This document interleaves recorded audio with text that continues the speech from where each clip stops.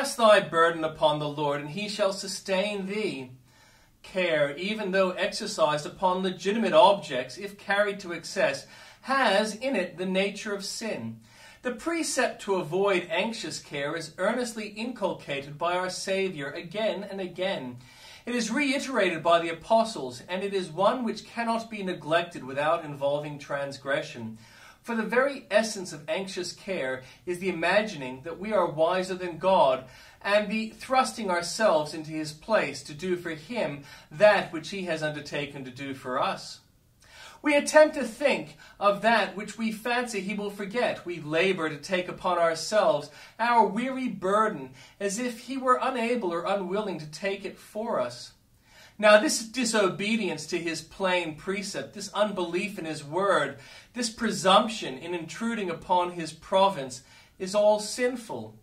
Yet more than this, anxious care often leads to acts of sin. He who cannot calmly leave his affairs in God's hands, but will carry his own burden, is very likely to be tempted to use wrong means to help himself. This sin leads to a forsaking of God as our counselor, and resorting instead to human wisdom. This going to the broken cistern instead of the fountain, a sin which was laid against Israel of old. Anxiety makes us doubt God's loving kindness, and thus our love to him grows cold. We feel mistrust, and thus grieve the Spirit of God, so that our prayers become hindered, our consistent example marred, and our life one of self-seeking. Thus want of confidence in God leads us to wander far from him. But if through simple faith in his promise we cast each burden as it comes upon him, and are careful for nothing because he undertakes to care for us, it will keep us close to him and strengthen us against much temptation. Thou wilt keep him in perfect peace, whose mind is stayed on thee, because he trusteth in thee. Continue in the faith. Perseverance is the badge of true saints. The Christian life is not a beginning only in the ways of God, but also a continuance in the same as long as life lasts. It is with the Christian as it was with great Napoleon. He said, "Conquest he has made me what I am, and conquest must maintain me."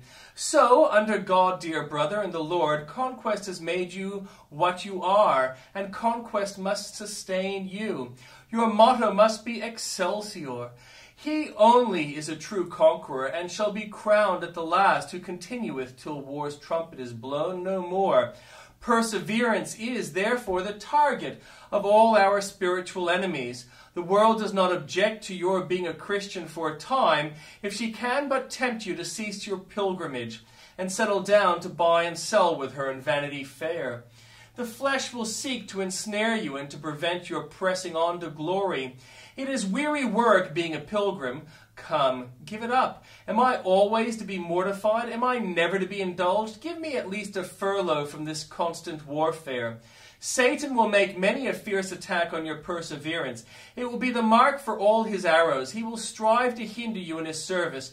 He will insinuate that you are doing no good and that you want rest. He will endeavor to make you weary of suffering.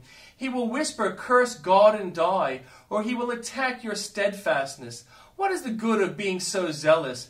Be quiet like the rest, sleep as do others, and let your lamp go out as the other virgins do, or he will assail your doctrinal sentiments. Why do you hold to these denominational creeds? Sensible men are getting more liberal. They are removing the old landmarks. Fall in with the times. Wear your shield, Christian. Therefore close upon your armor, and cry mightily unto God, that by his Spirit you may endure to the end.